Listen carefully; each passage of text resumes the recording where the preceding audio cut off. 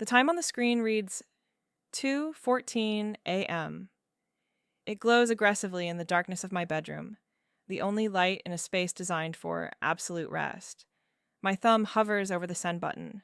The message is simple, ridiculous even, for a woman who designs skyscrapers.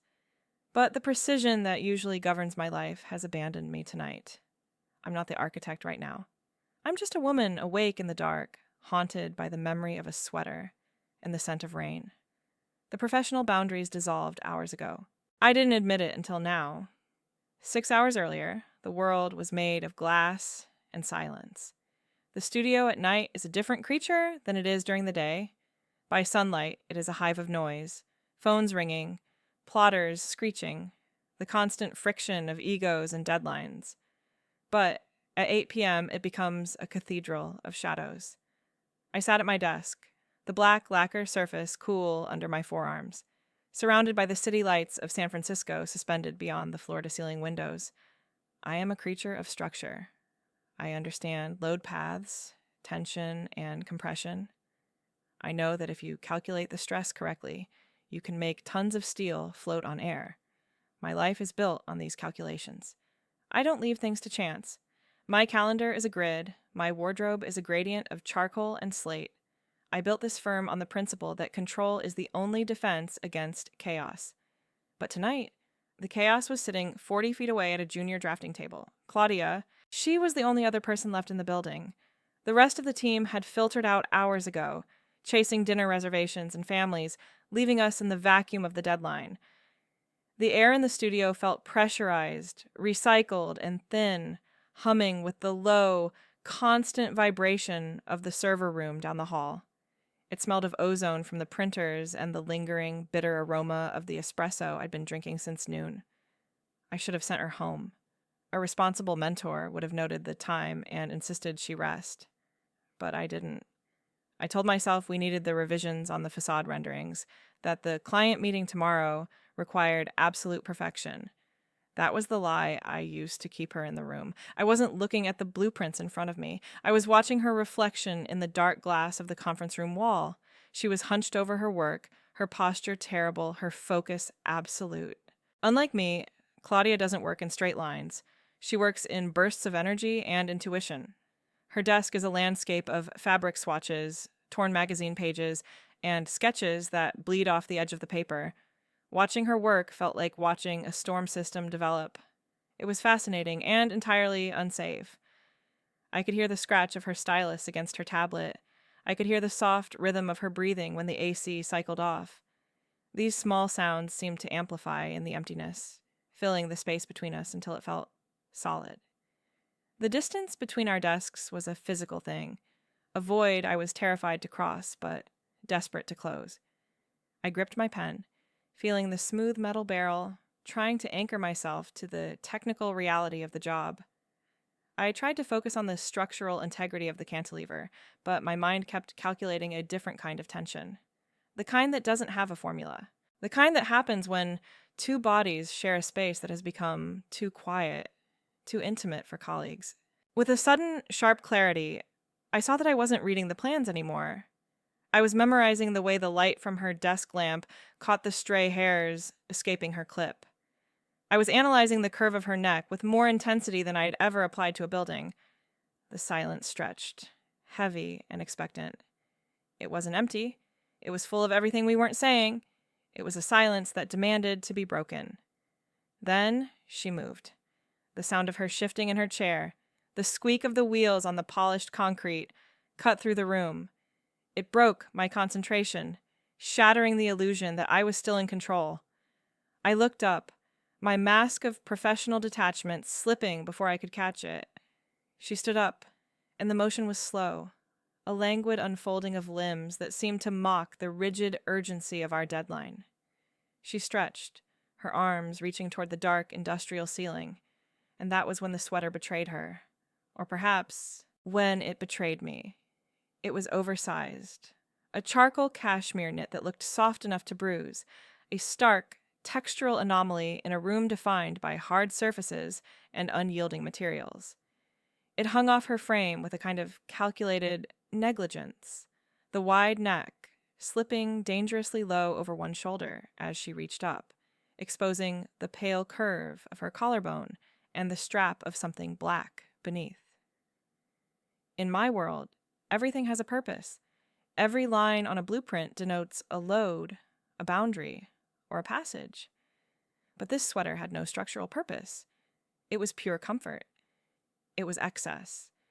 It was a rebellion against the tailored, armored aesthetic I had implicitly established for this firm. I watched the fabric bunch and fold around her elbows, the way the heavy knit draped over the slope of her back. But I was lying. I tried to find a flaw, but I was simply imagining the weight of that fabric. I was wondering how that cashmere would feel against the pads of my fingers, or how much heat it was trapping against her skin. It was a tactile hallucination so vivid it made my hands ache. I gripped the edge of my desk, my knuckles turning white, grounding myself in the cold reality of the laminate. I forced my eyes back to the papers in front of me, but the after-image of her, soft, warm, and frustratingly human, burned behind my eyelids. I heard her footsteps before I saw her move again. She was navigating the space between us, threading through the maze of empty desks and drafting tables. The sound of her boots on the polished concrete was rhythmic, a steady percussion that seemed to sync with the sudden, traitorous hammering of my own heart. I kept my head down, feigning deep absorption in the elevation drawings, adjusting my glasses, checking a measurement that I had already verified 3 times. I was rebuilding the wall between us, brick by brick, trying to reconstruct the mentor-subordinate dynamic that usually kept me safe. Quote, her voice was low, pitched to carry across the quiet room without breaking the spell of the night. It wasn't the deferential tone of a junior designer asking for approval. It was softer, etched with a familiarity that we hadn't earned, or perhaps one that we had been earning silently for months without acknowledging it. She stopped at the edge of my desk, the boundary of my command center. I finally looked up, and the air in my lungs seemed to seize. Up close, the distraction was total. It wasn't just the visual softness of the sweater anymore. It was the sensory invasion of her presence. She didn't smell like the sterile, recycled air of the office. She smelled of rain and vanilla, a damp, sweet scent that reminded me of storms and warm kitchens, things that had no place in a high-rise at night. It disrupted my sterile environment, invading the precise grid of my thoughts like a vine cracking through a foundation. Quote 1, she said, her eyes searching mine. She held a roll of blueprints against her chest, her arms crossed over that maddeningly soft wool. I tried to focus on the words tension and shear. These were concepts I understood. These were problems I could solve with math and physics. I said, my voice coming out rougher than I intended, stripped of its usual polished cadence. She didn't just hand me the papers. She leaned forward and spread the blueprints out between us. As she smoothed the paper down, her movement forced a physical closeness that sent a warning flare through my entire nervous system. The space between us collapsed, leaving me with nowhere to hide. She leaned forward, her elbows resting on the sprawling white expanse of the elevation drawings.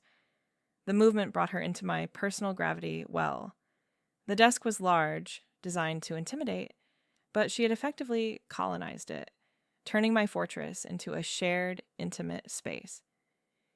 As she pointed to the intersection of the steel beams on paper, her shoulder brushed against my upper arm. It was a phantom weight, a ghost of a touch that registered on my skin with the violence of a burn. I didn't pull away. I couldn't. I was paralyzed by the simple, terrifying fact of her heat radiating through the layers of her sweater and my silk blouse. Here, she murmured, tapping the stylus against the render. If the wind load increases by 10%, the torsion on this joint exceeds the safety factor. It's too rigid. It's going to snap. I stared at the lines she was indicating. She was right, of course. The structure was too stiff. It couldn't breathe. It was designed to resist the elements rather than move with them. I said, my voice sounding foreign in my own ears, lower and thicker than my usual boardroom crispness. Quote 7, The words hung in the air, heavy with a meaning that had nothing to do with steel or wind shear. We were talking about the building, but we were screaming about us. I risked a glance at her face. She wasn't looking at the drawing anymore. She was looking at my hand resting on the desk, her eyes dark and unreadable. The subtext was deafening. We were both rigid structures, holding so much tension that a single gust of wind, or a single touch, might bring the whole facade crashing down. I forced my gaze back to her hands. They were capable hands, slender but strong, the nails short and unpolished. The cuff of that charcoal sweater had ridden up slightly, exposing the delicate topography of her wrist, the faint blue roadmap of veins pulsing beneath the skin. I found myself fascinated by the contrast, the sharp, unforgiving black lines of the architectural drawing and the soft, organic reality of her skin. She reached across to trace the load path, and as she did, the side of her hand brushed against my wrist. It wasn't a collision. It was a caress, accidental and devastating. Time didn't stop. That's a cliche for bad romance novels, but it certainly warped. The contact lasted less than a second, but the sensory input flooded my brain, overriding every logical protocol I had installed over 20 years of practice. Her skin was warm, dry, and electric. My breath hitched, a sharp intake of air that sounded shockingly loud in the quiet studio. We froze. The contact was broken, but the air thickened, charged with the static of things we were terrified to name. I wanted to turn my hand over. I wanted to lace my fingers through hers and anchor myself to her warmth. The impulse was so strong it made me dizzy. The structural integrity holds if we introduce a dampener, I said abruptly, snatching my hand away to grab a red pen. I slashed a correction across the drawing, the sound of the marker on paper harsh and aggressive. I retreated into the jargon, rebuilding my defenses with technical vocabulary. We'll adjust the coefficient, recalculate the shear stress. It's a math problem, Claudia, just fix the numbers. She watched me retreat, a flicker of disappointment. Or was it hurt? Crossing her face before she masked it. She straightened up, pulling her warmth away, leaving me cold in the sudden absence. Right, she said, her voice flat. Just a math problem. We stood there for a moment, the red ink drying on the page between us. The revision was done. The excuse was gone. There were no more lines to draw, no more loads to calculate. The work was finished, but neither of us moved to pack up. We were just two women standing in a glass box in the sky, terrified to leave and terrified to stay. The hum of the servers seemed to fade, leaving only the sound of my own pulse, erratic and exposing. The ritual of departure is usually a precise extraction. I clear my desk, I lock the files, I arm the security system, and I leave the chaos of creation behind glass doors. But tonight, the process felt heavy, weighted with a reluctance I couldn't articulate. I watched Claudia pack up her station from the periphery of my vision. She didn't have my discipline. She shoved sketchbooks into a battered leather messenger bag, the papers crinkling in a way that made my teeth ache, and capped her pens with a decisive, audible click that seemed to punctuate the end of our sanctuary. We walked to the elevators in silence, the space between us charged with the static of the last hour. The ride down from the 42nd floor is usually the time I use to transition back to the real world, to reassemble the armor of the CEO before facing the street. But standing next to her in the confined metal box, watching our reflections distorted in the brushed steel doors, I couldn't find the pieces of my armor. I was just a woman standing next to a woman she wanted, acutely aware of the hum of the machinery and the scent of vanilla that seemed to have saturated my own clothes. When the doors slid open at the lobby level, the night watchman nodded at us, a professional acknowledgement of the late hour. I nodded back, but I felt like an imposter. I was a thief, sneaking out with something I hadn't yet managed to steal. We pushed through the revolving doors in the city, hit us. The climate-controlled perfection of the studio gave way to the raw, biting reality of a San Francisco night. The fog had rolled in off the bay, wet and heavy, blurring the streetlights into halos of diffused amber. The temperature had dropped 20 degrees, a sudden, shocking cold that cut right through my silk blouse and tailored blazer. This was the moment where our paths were supposed to diverge. This was the structural break in the evening. Usually a black sedan is idling at the curb, the engine warm, the interior smelling of leather and isolation. My driver, Marcus, would open the door and I would slide into the back seat, sealing myself off from the grit and the noise and the cold. Claudia would walk 3 blocks to the BART station, disappearing into the underground while I glided over the hills to my penthouse. That was the order of things. That was the hierarchy. But the curb was empty. I had texted Marcus hours ago, telling him not to come, a subconscious sabotage I was only now admitting to myself. Claudia stopped on the sidewalk, burying her chin into the cowl of that charcoal sweater. She looked comfortable, protected, wrapped in a layer of soft warmth that I suddenly envied with a sharpness that felt like hunger. She looked at the empty curb, then at me, her eyebrows pulling together in confusion. "Your car," she asked, her voice muffled by the wool.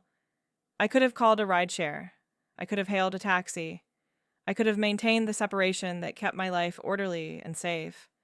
But the wind whipped around us, blowing a strand of hair across her face, and I knew I would burn the entire city down just to spend 20 more minutes in her orbit. "My driver's off tonight," I lied. The words tasted like ash and sugar. It was a clumsy fabrication I could have easily called a service, but I delivered it with the same cool authority I use to present budget overruns. "I need to clear my head. The air conditioning upstairs was stifling." She looked at me, really looked at me, her gaze piercing through the fog. I wondered if she knew. I wondered if she could see the frantic structural collapse happening behind my eyes. "I'm taking the subway," she said, the statement hanging there like an invitation or a challenge.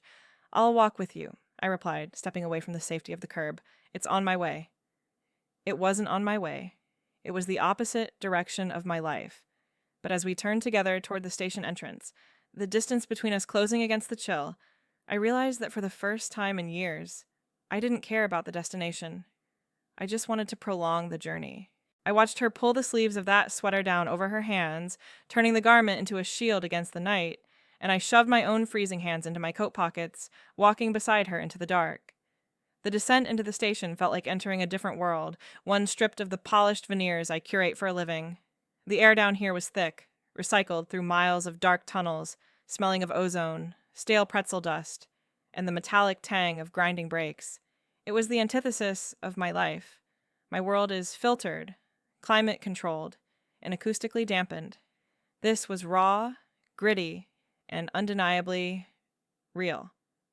I swiped my pass, a rare object in my purse, usually buried beneath receipts, and followed Claudia through the turnstiles. The mechanical clack, clack, clack sounded like a countdown. We stood on the platform, the fluorescent lights humming a discordant note overhead. The station wasn't empty. It should have been, given the hour, but the city refuses to sleep on anyone's schedule but its own. A cluster of loud teenagers occupied the benches. A tired nurse leaned against a pillar. Claudia stood near the edge, toes hovering inches from the yellow safety strip, the only line I was currently respecting. I stood next to her, close enough that our shadows merged on the dirty concrete, but far enough to maintain the plausible deniability of, quote, 18, quote, 19, I admitted, the words feeling heavy in my mouth. It was an admission of privilege, a highlight of the vast canyon between her reality and mine. Claudia glanced at me, a small, knowing smile playing on her lips. She said, "Defending the chaos." I murmured, "Quote 23. Her comment hung in the stagnant air, daring me to ask what she meant, but the rumble of the approaching train saved me. It started as a vibration in the soles of my boots, a tremor rising from the deep earth, growing into a roar that drowned out the station announcements. The train burst from the tunnel, a silver bullet pushing a wall of wind ahead of it that whipped Claudia's hair across her face. She didn't flinch. She just wrapped that charcoal sweater tighter around herself, burying her hands in the cuffs. When the doors hissed open, the car was unexpectedly packed. A concert or a game must have just let out. The carriage was a wall of bodies, laughter, and exhaustion. There was no choice. The logic of the crowd dictated our movement. We were engaged in a fluid dynamics problem where human bodies were the particles, and pressure was the driving force. We were shoved inside, the doors closing inches behind my heels with a pneumatic sigh. The crowd surged, correcting for the sudden stop, and we were forced into the far corner of the car, wedged between the glass partition and a group of tourists. The available space evaporated. The physical reality of the situation hit me with the force of a structural failure. To fit, Claudia had to turn, pressing her back against my front. There was nowhere else to go. The contact was absolute. I felt the line of her spine align with my own, a puzzle piece snapping into place. The buffer zone of professional distance was gone, replaced by the crushing intimacy of public transit. I was paralyzed. My hands hovered uselessly at my sides, terrified to touch her, terrified to let go. The subway car was cold, but where her body pressed against mine, a fierce, radiating heat burned through the layers of our clothes. The cashmere of her sweater created friction against the smooth wool of my trench, a sensory detail that felt illicit, like a secret language being spoken between our clothes. My internal monologue fractured. The architect in me was screaming about ethics, about HR policies, about the predatory nature of power dynamics.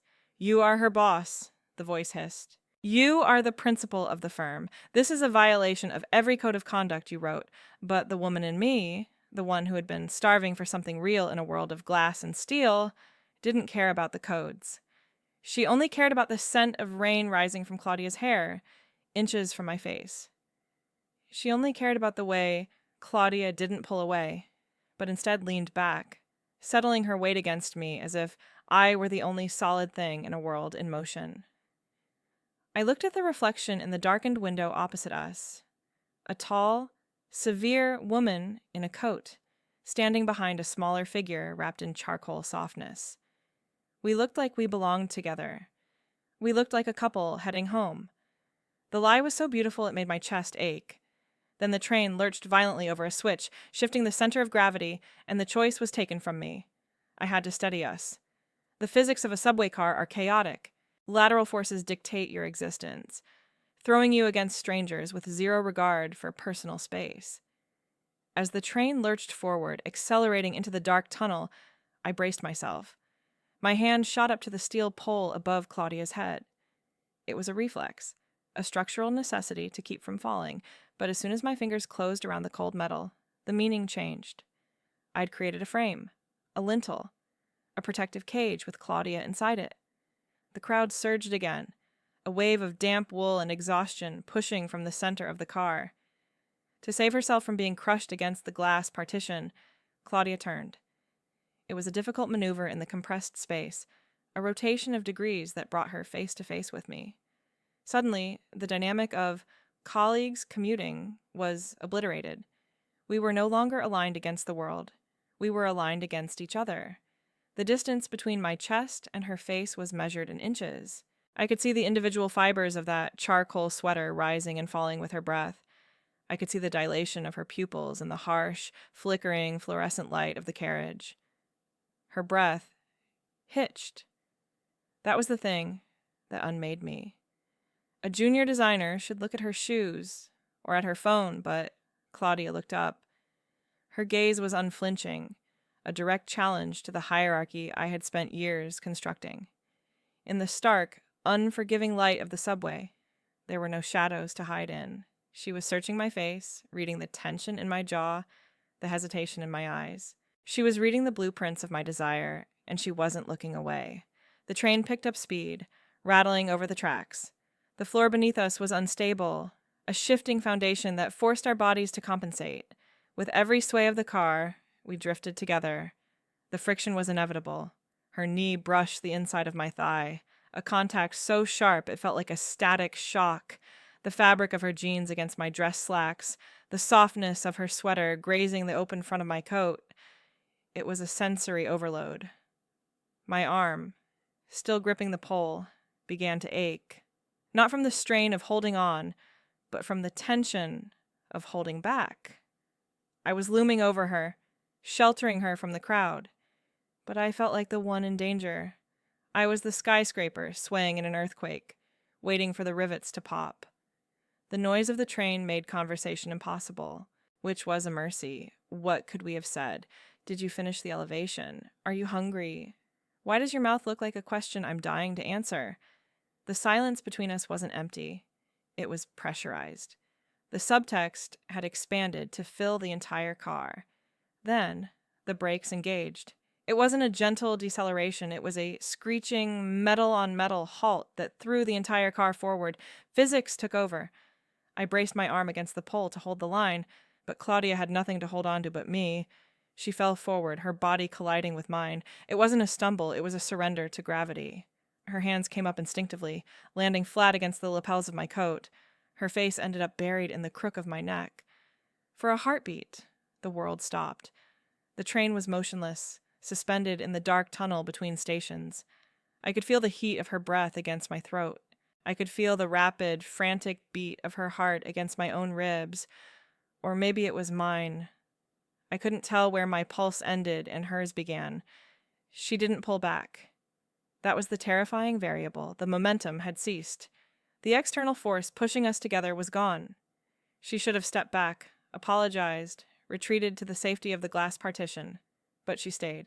She stayed pressed against me, her fingers curling slightly into the wool of my coat, anchoring herself. I lowered my head just an inch, my lips brushing the top of her hair. The scent of rain and vanilla was overwhelming now, a tide rising to drown me. I wanted to wrap my other arm around her. I wanted to pull her inside my coat, inside my life, and never let her go. "Next stop, 24th Street Mission," the intercom crackled. The recorded voice flat and indifferent to the wreckage of my composure. The spell shattered. The doors hissed open, letting in a rush of cold subterranean air. Claudia pulled back, her hands lingering on my coat for a fraction of a second too long before dropping to her sides. She looked at me one last time, her eyes wide, breathless, and terrified. She stepped backward, crossing the metal threshold onto the platform, and the sudden absence of her body heat felt like a physical blow.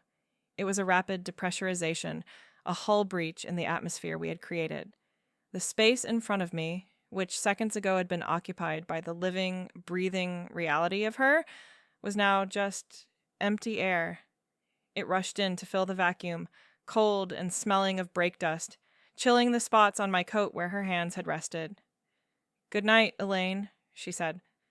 It was the first time she had spoken my name without a question mark attached to it all night. I didn't have time to answer. The pneumatic hiss of the doors cut me off, sealing the car and severing the connection.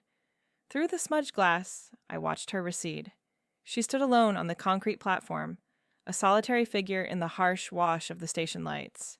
She had wrapped her arms around herself, pulling that oversized charcoal sweater tighter, burying her hands in the sleeves as if trying to preserve the warmth we had shared. She didn't turn away immediately. She watched the train pull out, her gaze locked on the window where I stood until the tunnel swallowed us whole and she was erased by the dark. The rest of the ride was a blur of motion I didn't feel. I was vibrating, humming with a frequency that threatened to rattle my teeth loose. I tried to reassemble myself. I smoothed the lapels of my trench coat, trying to iron out the evidence of her grip.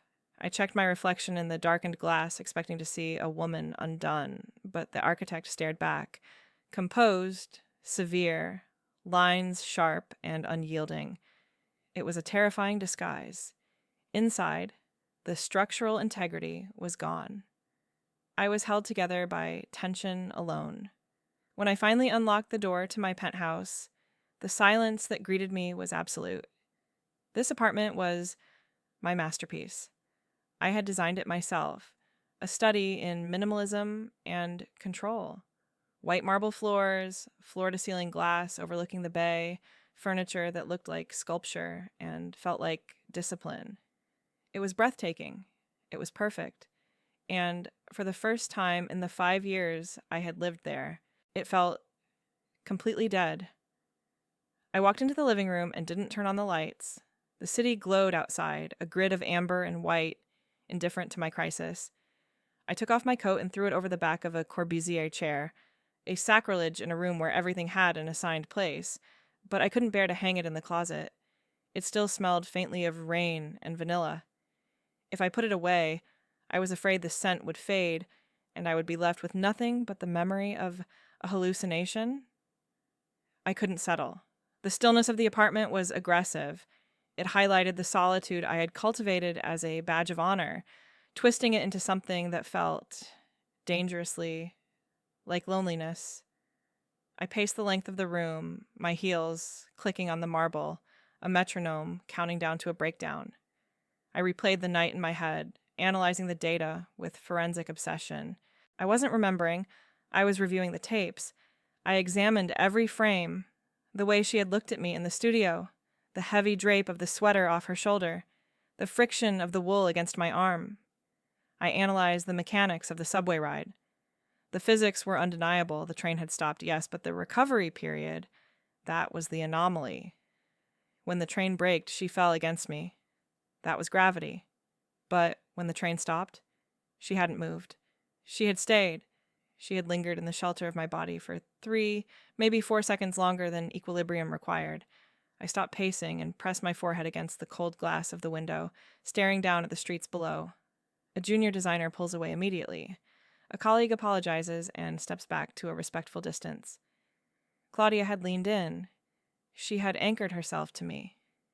I tried to dismiss it as a misinterpretation of the data, a projection of my own desire onto a chaotic event.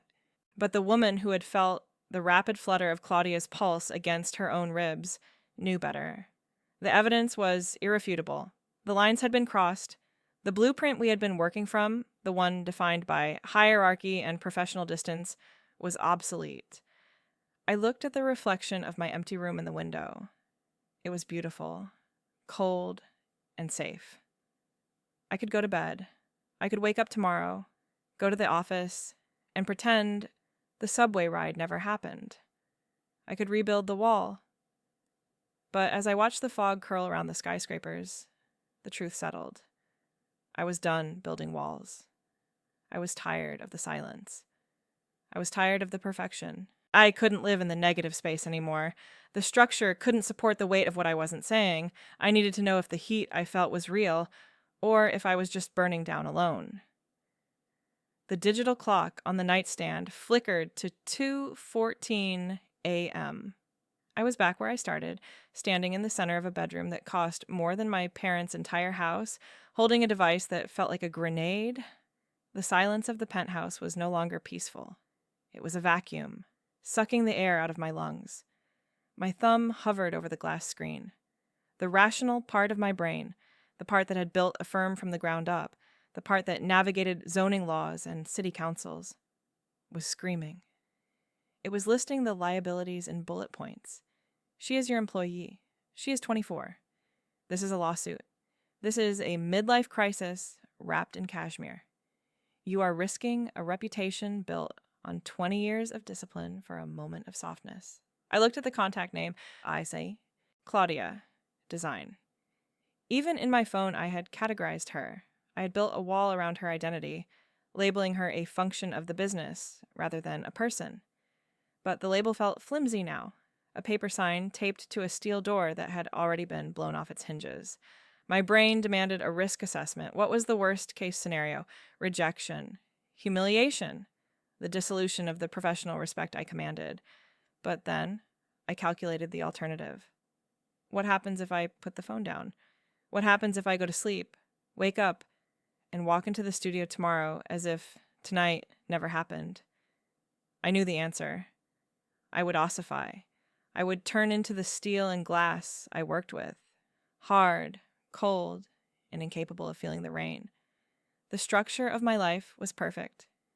Yes, but it was empty. It was a museum, not a home. And tonight, for the first time, I saw that a perfect structure that houses nothing is just a monument to ego. It's a tomb. I couldn't lie about the load-bearing capacity of a beam, and I couldn't lie about this. The tension was too high. If I didn't release it, the collapse would be catastrophic. I looked at the message field. I couldn't type, "I want you." That was too blunt, too aggressive. I couldn't type, "I can't sleep because I'm thinking about your hand on my coat." That was too vulnerable. I needed a question that was safe enough to be ignored if I was wrong, but specific enough to be understood if I was right. I needed a probe, a test of the soil before laying the foundation. My mind went back to the texture that had started it all. The charcoal wool, the way it had looked against the sharp lines of the drafting table, the way it had felt against my trench coat in the subway. That sweater was the anomaly. It was the breach in the system. I typed the words slowly, my fingers trembling slightly. Are you wearing that sweater? It was a ridiculous question at 2:14 a.m. On the surface, it was nonsensical. But the subtext was screaming. It wasn't about the clothing. It was a code. Are you still wrapped in the feeling of us? Are you still holding on to the warmth we shared in that subway car? Are you, like me, unable to shed the sensory memory of the night? I stared at the words. They glowed blue on the gray background. If I sent this, I was stepping off the ledge. There was no safety net. There was no, quote, 27 button on reality. I closed my eyes and pressed send. The whoosh of the message departing was the loudest sound in the room. The terror was immediate. It was a physical drop in my stomach. The sensation of free fall. I threw the phone onto the duvet as if it were burning and walked to the window. I stared out at the bay, my heart hammering against my ribs like a trapped bird. What had I done? I was Elaine Morrison. I didn't send drunk texts. I didn't make impulsive passes at junior designers. I was precise. I was controlled. 2:15 a.m. The minute stretched. It elongated, pulling tight like a cable under extreme tension. I imagined her phone lighting up in the dark of her apartment. Was she asleep? Would she wake up, see the notification, and recoil? Would she show it to the other juniors in the break room tomorrow, laughing at the pathetic, lonely boss? 2:16 a.m. The doubt was a corrosive acid. I turned back to the bed, ready to grab the phone and block the number, to delete the evidence, to flee the country. Then, the screen lit up. The buzz against the duvet sounded like a gunshot. I froze. I didn't want to look. I had to look. I walked back to the bed, my legs feeling heavy and numb, and picked up the device. One new message. Claudia, design. I unlocked the screen. The response was short, 2 words and a question mark. Yes. Why? The air left my lungs in a rush. Yes, she was still wearing it. It was still. She hadn't taken it off. She was sitting in her apartment, wrapped in the charcoal wool, awake at 2:16 a.m., and the why. It wasn't a defensive why. It wasn't a why are you asking me this at 2 a.m. It was an open door. It was an invitation. She knew why. She just needed me to say it. She needed me to confirm that the signal she had received on the subway wasn't static, but a broadcast. I looked at the blinking cursor.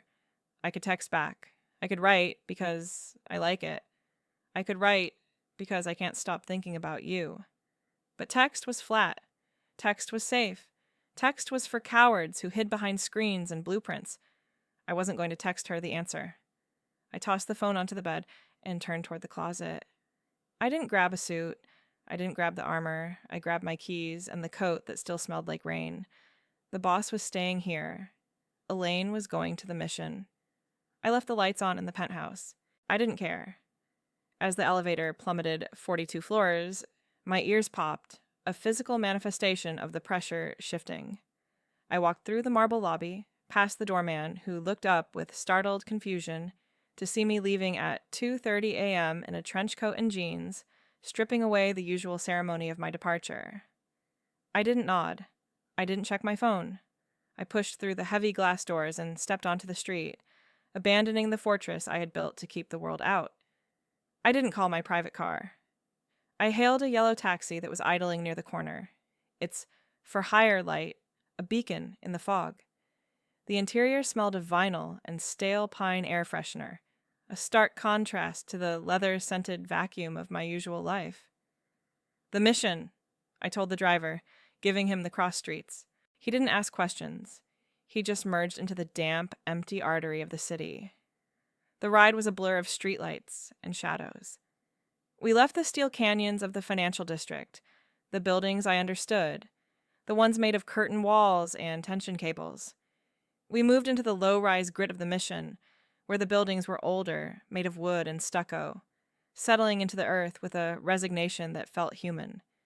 This was a neighborhood that breathed. It had murals instead of mirrors. It had bars with iron grates and bodegas that hummed with neon. It was messy, and for the first time, I didn't want to fix it. I wanted to be part of the mess. The taxi dropped me in front of a 3-story Victorian walk-up. The paint was peeling slightly around the window frames, a detail I noted and then ignored. I stood on the sidewalk as the taxi pulled away. the red taillights disappearing into the mist. I was shivering slightly, terrified. I found her name on the brass panel by the door. C. Vance. It was written on a slip of paper, the ink slightly faded. I pressed the button. The buzz was loud in the quiet street. There was no intercom, just the heavy click of the lock. Disengaging, I pushed the door open and stepped into the vestibule. It smelled of old wood, floor wax, and someone's dinner from hours ago. I climbed the stairs, my hand sliding up the worn banister. First floor. Second floor. My heart was beating a rhythm against my ribs that had nothing to do with the exertion. It was the frantic, staccato beat of anticipation. I reached the third floor landing. The hallway was narrow, lit by a single sconce that cast long, dramatic shadows against the floral wallpaper. I stood in front of apartment 3B. I raised my hand to knock, but my knuckles hovered an inch from the wood. This was the threshold. Once I knocked, I couldn't go back to being just her employer. I couldn't go back to the safety of the grid. I knocked 3 times. Soft, deliberate. Soft. The door opened almost immediately, as if she had been standing on the other side, waiting for the sound. And there she was. She was still wearing the sweater. It looked even softer in the warm, amber light of her apartment, a charcoal haze against her skin. Her hair was loose, tangled slightly from sleep or stress, framing a face that looked open, vulnerable, and shockingly awake. She wasn't wearing shoes. She looked smaller here in the frame of her own door, but also more substantial. She wasn't a subordinate. She was the owner of this space. We stared at each other for a beat that stretched into an eternity. No professional greetings, no, "Good evening, Elaine?" Just the raw, silent acknowledgement of why I was standing in her hallway at 3 a.m. "You asked me why," I said. My voice was low, rough with the cold and the truth. Claudia didn't say a word. She just stepped back, opening the door wider. It was the most dangerous invitation I'd ever received. I stepped across the threshold. The air in her apartment was warm, smelling intensely of her. That rain and vanilla scent, concentrated now, unmixed with the office ozone. The door clicked shut behind me, the latch sliding home with a finality that echoed in my chest. The world outside, the firm, the blueprints, the expectations, was gone. She stood in the center of her small entryway, her hands buried in the sleeves of that sweater, watching me. I didn't take off my coat. I crossed the distance between us in 2 strides. The subtext had evaporated. There was no room left for metaphors about structural integrity. I reached out, my hands trembling slightly, and took her face in my hands. Her skin was warm, so warm it felt like a shock against my cold palms. She made a small, hitching sound in her throat and leaned into my touch, her eyes fluttering shut. "Because I couldn't leave it at the station," I whispered. Then I kissed her. It wasn't tentative. It wasn't a testing of waters. It was a collision. I kissed her with the desperation of someone who had been holding her breath for 3 years. Her mouth was soft, yielding, and hungry. She tasted of mint tea and longing. Her hands came up, not to push me away, but to grip the lapels of my coat, pulling me closer, dragging me down to her level. The contact was electric. I felt the texture of the charcoal sweater against my wrists, the scratch of the wool contrasting with the softness of her neck. I groaned, a sound that I didn't recognize, and deep into the kiss, my tongue tracing the seam of her lips. She opened to me immediately, a surrender that broke me. I wrapped my arms around her, crushing the cashmere against my chest, feeling the solid, undeniable reality of her body beneath the layers. She was real. This was real. The heat radiating between us was hotter than any subway car, hotter than any friction. It was the heat of a collapse, the beautiful, terrifying ruin of everything I thought I was supposed to be. Morning light exposed dust motes, dancing in the air, unauthorized and beautiful. I whispered that I didn't know how to build this. Claudia just squeezed my hand, grounding me without a blueprint. The power dynamic had shifted into a new partnership I hadn't designed, but now desperately needed. Watching her sleep, that charcoal sweater discarded on the chair, I realized my life's plan was completely rewritten. If you've ever risked perfection for real feeling, please subscribe